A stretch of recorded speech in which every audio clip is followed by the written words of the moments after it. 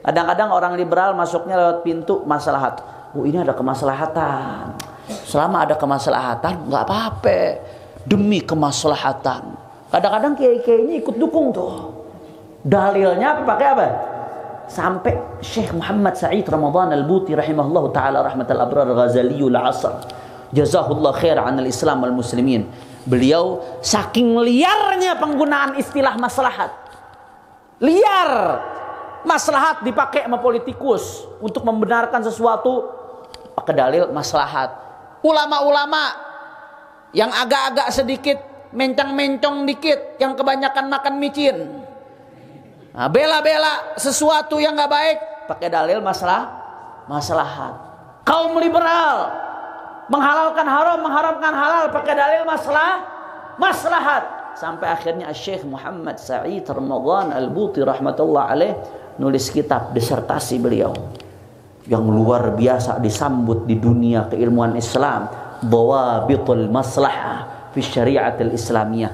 Apa sih patok-patoknya maslahat itu dianggap dalam syariat? Apa, kapan maslahat itu bisa dijadikan dalil? Kapan maslahat itu bisa dianggap? Nah, saya ambil sedikit simpel aja. Termasuk masalah maslahat. Kadang-kadang orang pakai dalil maslahat. Islam ini luas. Islam ini nggak ribet-ribet banget. Islam ini nggak sempit. Islam ini nggak menolak perkembangan zaman. Makanya kalau bicara maslahat, saya kasih contoh. Atau sebelumnya saya kasih perincian dulu. Dalam usul fikih, masalah itu ada 3. Maslahat ada berapa? Ada 3. Ada masalah namanya maslahat mulghoh. Maslahat mulghoh. Maslahat yang nggak dianggap oleh syariat. Ada yang namanya maslahat mu'tabaroh.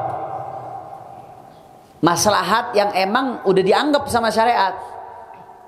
Emang udah dianggap sama syariat, emang udah disyariatin. Di balik itu pasti ada maslahat. Ada yang ketiga namanya masalah mursalah. Nah ini nih, ada bab puasa. Yang ketiga masalah mursalah. Dia apa bahasa Indonesianya masalah mursalah? Itu mustalah. Ma yutarjam lil lughal Indonesia. Dia istilah masalah mursalah nih, dia bukan mulgha, bukan maslahat yang enggak dianggap, yang diabaikan oleh syariat, bukan masalah mu'tabarah, bukan maslahat yang emang udah disyariatin. Contohnya masalah mu'tabarah apa? Contoh masalah mu'tabarah, ada yang namanya hukum jual beli. Dalam jual beli itu salah satu syaratnya nggak boleh gharar. B, ada dalam unsur gharar. Gharar itu ada unsur ketidakjelasan. Barang yang diperjualbelikan tuh ada unsur ketidakjelasan. Kayak beli kucing dalam karung. Itu diharamkan dalam syariat. Ada hadisnya. Nahan Nabi SAW an bai'il gharar. Nabi itu ngelarang bai' gharar. Itu namanya masalah mu'tabarah. Kenapa dilarang? Supaya yang beli nggak ketipu.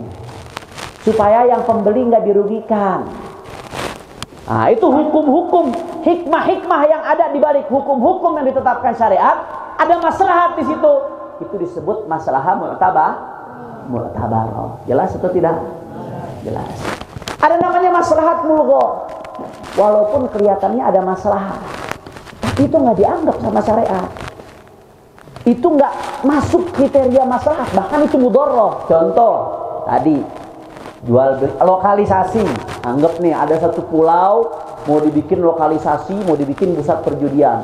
Ahli ekonomi mengatakan, wah ini bisa jadi pemasukan besar buat negara.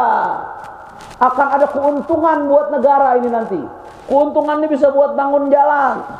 Keuntungannya bisa buat bansos.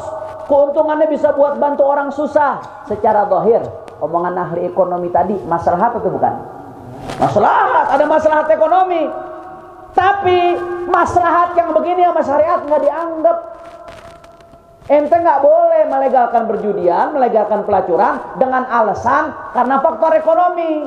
Ada pemasukan, ada devisa. Nggak boleh.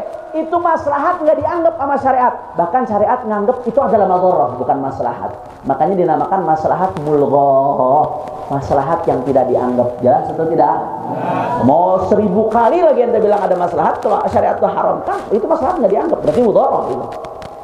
Ada yang ketiga, masalah mursalah. Syariat nggak merintahkan secara eksplisit, tapi syariat nggak ngelarang. Saya mau tanya, ente ini selama mondok atau ustadz-ustadz yang ada di sini, selama baca kitab, selama baca hadis, ada nggak hadis tentang perintah untuk patuh lampu merah? Jalan kalau udah lampu hijau, ada nggak hadisnya? Ada nggak di kitab-kitab ulama zaman dulu bahas tentang kalau lampu merah Anda harus berhenti, lampu kuning siap-siap jalan, lampu hijau jalan?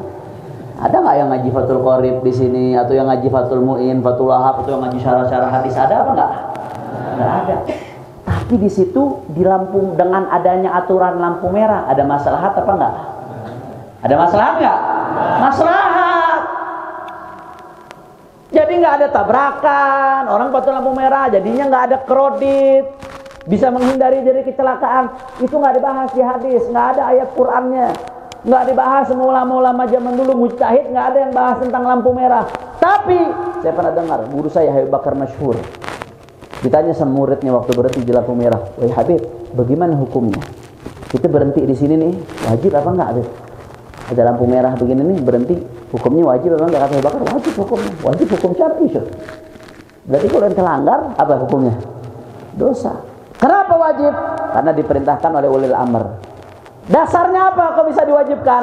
Dasarnya maslahah mursalah. Nggak diperintahkan oleh syariat, nggak ada hadisnya, nggak ada Qur'annya. Tapi syariat nggak ngelarang karena ada maslahat, maka kita patuhi. Apa di situ dasarnya? Maslahah mursalah. Jelas atau tidak? Itu contoh sederhana aja. Jadi orang Islam itu mindsetnya, sudut pandangnya untuk menentukan mana yang baik, mana yang buruk. Yang jadi tolak ukur adalah syariat. Kalau syariat bilang baik, maka itu baik. Syariat bilang buruk, maka itu buruk. Ini bukan masuk bab relatif-relatifan, enggak. Ada patok-patoknya dalam syariat. Nah, makanya orang liberal itu kuduahnya siapa? Mereka bukan orang baru. Itu penyimpangan udah hatam di zaman dulu tuh. Penyimpangan orang liberal zaman sekarang udah hatam di zaman dulu. Yang mereka jadikan tolak ukur itu adalah Mu'tazilah. Mu'tazilah mengatakan al-maslahah at-tahsin wa taqbih aqliyan. Menentukan sesuatu itu baik, sesuatu itu buruk, tolak ukurnya akal. Kalau akal bilang baik, maka itu adalah baik. Akal bilang buruk, itu adalah buruk. Itu pandangannya Mu'tazilah. Tapi harus nol jamaah. Mayoritas Rasulullah SAW mengatakan, oh enggak, pandang tolak ukur baik itu dikembalikan ke syariat. Syariat bilang baik, itu baik. Syariat bilang buruk, itu buruk.